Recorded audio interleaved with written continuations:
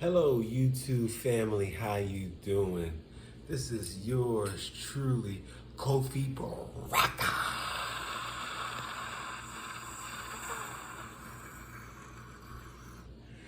And right now, you're in a beautiful installment of Kofi BARAKA's World. How you doing? And of course, this is season 4, episode 24. Kobe Bryant, rest in peace. And right now, we're about to give praises to God and just start our show. God, thank you for this day. Thank you for allowing us to see a whole season. Thank you for getting us through the portals, God. Thank you for allowing us to see the new full moon. And also, God, excuse me, thank you for just keeping us spiritually balanced. Thank you for allowing us to approach the spring equinox and to transition into the summer, God. Thank you for all this time, and thank you for the return of Ra. I'm in Ra, Ashe, Ashe, Ashe. God's first. Thank you, God. And of course, you can subscribe, you can like, you can download, you can comment, you can support, and just thank you for everything in terms of the just the positive affirmations some have sent, and even suggestions. Thank you, and thank you. Of course, we got the candles popping. We got the yellow candle for prosperity. We got my turquoise candle. That's good for clarity. That's also good for communication. It's also good for business as well. And right now, of course, this episode is entitled, of course, season 4, episode 24. This episode is entitled Chosen Ones, Homelessness is Wack. Chosen Ones, Homelessness is Wack. So, in the bonus episode, we talked about homelessness. Just for a brief period, you know what I mean? And just to get down with the nitty gritty. Of course, right now, this would be a perfect time to smoke a joint, you know what I mean? Or whatever you use as cannabis in terms of the methodology, concentrate. I don't believe in vapes, you know, dry herb, you know what I mean? Whatever you want to do.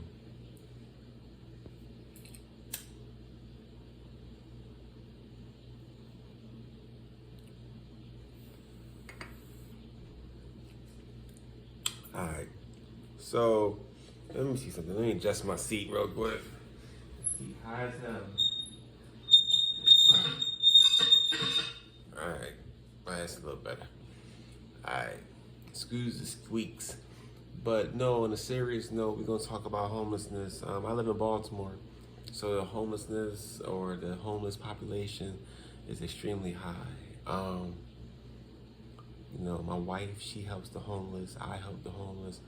Different parts of our lives, not only personally, but also in our work as well. You know, and even our past work and even the work now, we're helping. It hurts my heart, especially in this country, because when you go to other countries, not to say they don't have their own shit, but when you go to other countries, man, you know, you might not see homeless people. Like if you go to South Korea, you might not see homeless people. When you go to Dubai, you might not see homeless people. You know what I mean? So it's like, you know, Sri Lanka, you might not see homeless people. So it's just like, why America? Why you guys see homeless people? It's a bigger reason. It's a fear factor. It's a scare tactic. And at the same time, it's hurting a bunch of human beings.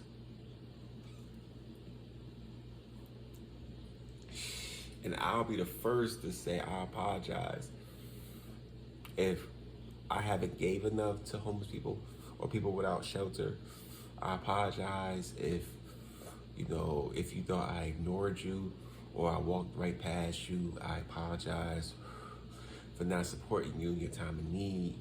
I apologize for judgment. I apologize just in general in terms of dismissing you at one time in my life as a human being, and throwing hasty generalizations and just crazy comments, you know what I mean? So it's just like, I apologize, not only as an individual, I apologize collectively from the Aboriginal people, I apologize from planet Earth and from the heavens, man.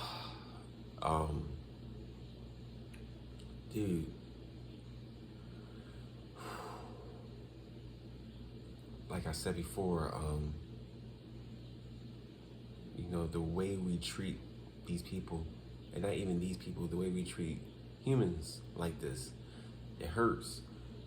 And to know that it doesn't have to be that way, to know that, perfect example, you got fucking dog parks, right? That used to be regular parks.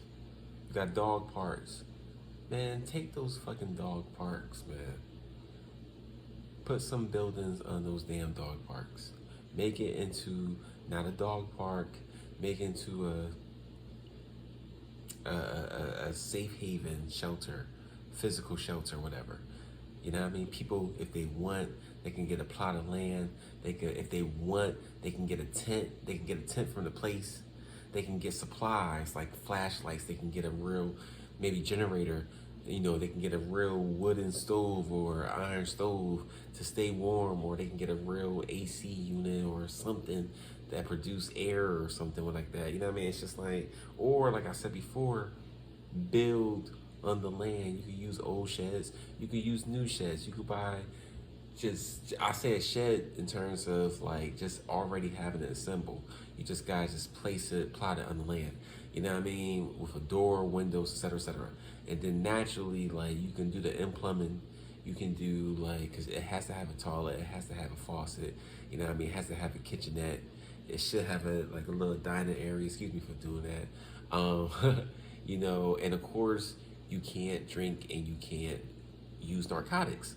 Naturally, anyone that helped build that place and place the shed and do the infrastructure, naturally they should be like the gatekeepers, or they should be the people that be like, okay, we're gonna watch the other people not do narcotics and not drink alcohol and not abuse the rules. And like I said in the bonus, it should be 24, 48 hours. You know what I mean? The people that are like the gatekeepers, they should stay there however long they want to stay there, weeks on end, months on end. And the people that come there that have to stay clean and stuff like that, they should have an option 24 hours, 48 hours, 72 hours, or even a week. After a week, have the person go to a different house, take their stuff, clean before they leave, and then naturally go to a new place in the same area. Do something like that, man. Like, that's just creativity, man. Have a garden so they can eat. Have people, have donations, man. Medicine, all that other stuff, man. Come on.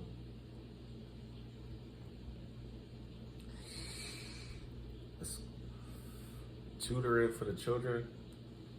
You could do all that stuff, man. And like I said in the bonus episode, Orlando Brown was right in terms of the food, fruit. We should have constant supplies, water, aid, medicine, actual medicinal like items, resources. We should have that for the people. We should, man. We should supply them. If they're gonna be out there, sleeping bags, like warm quilts. I mean, like, shit, man. Pillows, clothes, food, like band-aids, man. I mean, I'm talking about just like if they need glasses, if they need a haircut, you can cut their hair there. You can wash their hair there. You can take them to an actual salon. You can take them to an actual barbershop. Something like that, man. Like, there's so much we can do, man. It's so much. It's even spiritual stuff. Like, you can crystal bath them, man. You can just sage them. You never know. They might have a demon on them. You know what I mean? And you actually help get that demon or release that demonic spirit off them. The grace of God, like I said in the bonus episode, we're not in that position. The grace of God, we're not in that position. The grace of God, thank God every day I have shelter. Thank God every day I have shelter. I have life, clean clothes, man. Like, that's the stuff I don't take for granted. Even fire, you know what I mean? Like even like money and resources, my family, my wife, my children. I don't take those things for granted. You know what I mean? Like, I really don't. If it seems like it, I apologize, but I really don't. You know what I mean? It's just like, I take that very seriously. You know what I mean? And like, I think the people are doing as much as they can to help the people that don't have. You know what I mean? And I would say it's almost a war within itself. So you just gotta keep fighting. But I really take it seriously. I really do, because like that shit, if homelessness doesn't hurt your heart, you're not a fucking human being, man. You're a fucking gargoyle that's made out of stone during the day and comes to life at night. Like you are like come on, man. And they wonder why, people are homeless. Oh, they do drugs, they do this. They're homeless. Not to say that's a viable excuse, but come on, man. Have a heart. Shit, man. You don't know what the fuck they going through. No one growing up as a kid says, hey, I want to be homeless. If a kid says that, they'll place that kid in a special class. They will talk to that kid. They will give that kid therapy. They will talk to the kid's parents. They will wonder what's the kid upbringing is, what's the structure, what's the home environment, etc., man. They will definitely check the psychosis of his or her.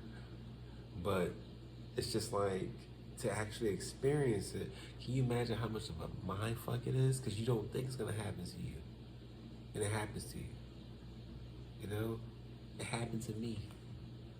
I didn't think. I went to college. I had an extraordinary life, but it showed me also too the decision making, some of the stuff you do, the not having the amount of sacrifices, not being guided by God per se, or at least having like a transparent, connected, portal with God in terms of just some type of relationship, and seeing the signs and beating the outcome. So you see the signs and you say, you know what, I should stop doing this. I should stop doing that. You know what I mean? I had a buddy tell me the other day, he was like, he said when he was much younger, he was doing like a lot of different drugs, like 6 different drugs a day. And he was like, this one day, everyone told him, like, important people in his life, like his mom, his woman at the time, and his neighbor, they all just in the same day say you shouldn't do it.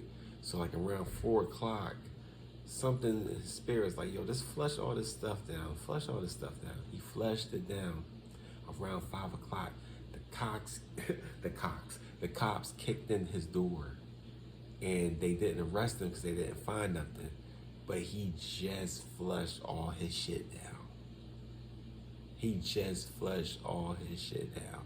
And he said 2 weeks later, he found like a pill behind like a book in the bookcase, and naturally he threw that away, and he's been clean since then. But it shows you, when you see the signs in life, you can counter it before the crazy ramifications. And of course, we gotta help the homelessness. We gotta help the homeless, the people without shelter, etc., etc. That should be our ultimate goal. And that's the end of season 4, episode 24 of Kofi Baraka's World. Yeah, yeah, yeah.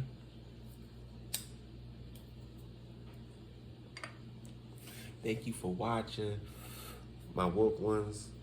Of course, I'm gonna have a bonus episode next week. I'm gonna talk about semen retention, and just thank you for watching. This was an important episode for me. You know what I mean? And of course, please help the homeless as much as you can. You know what I mean? I love y'all. Thank you for the support. Last toke for those who can't smoke. And of course, peace.